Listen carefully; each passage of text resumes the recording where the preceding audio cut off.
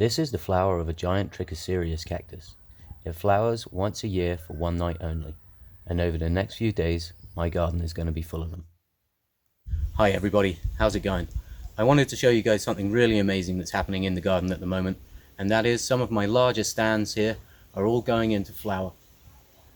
And that's what makes these plants such incredible ornamentals, is that when they do flower, they all flower on the same night, which is very unusual.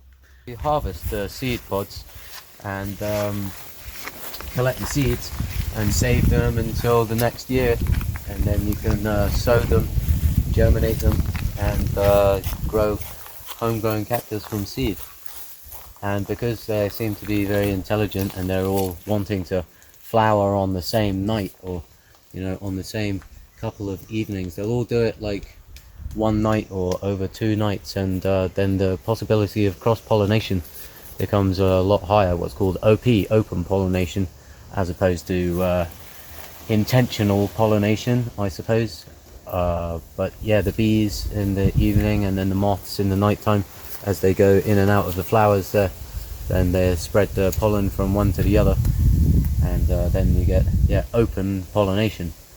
So it's very exciting to collect your own seeds there, because the possibility of having your own land-raised hybrids is increased.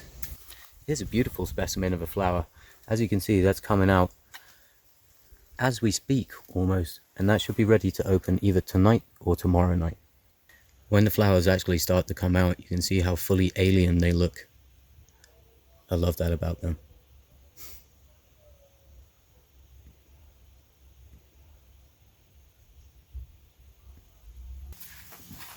So here's some I sprouted earlier in June.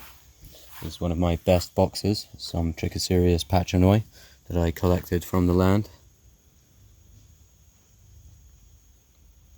Doing ever so well, those.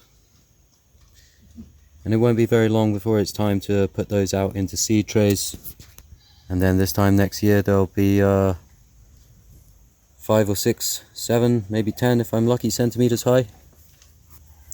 And then available for sale online. So these ones are about a year old.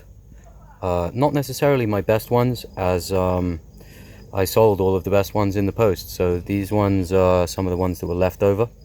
And you can see how the tops there, they've been eaten out by some slugs or snails. Have a bit of a problem with that here. But they're coming on nicely.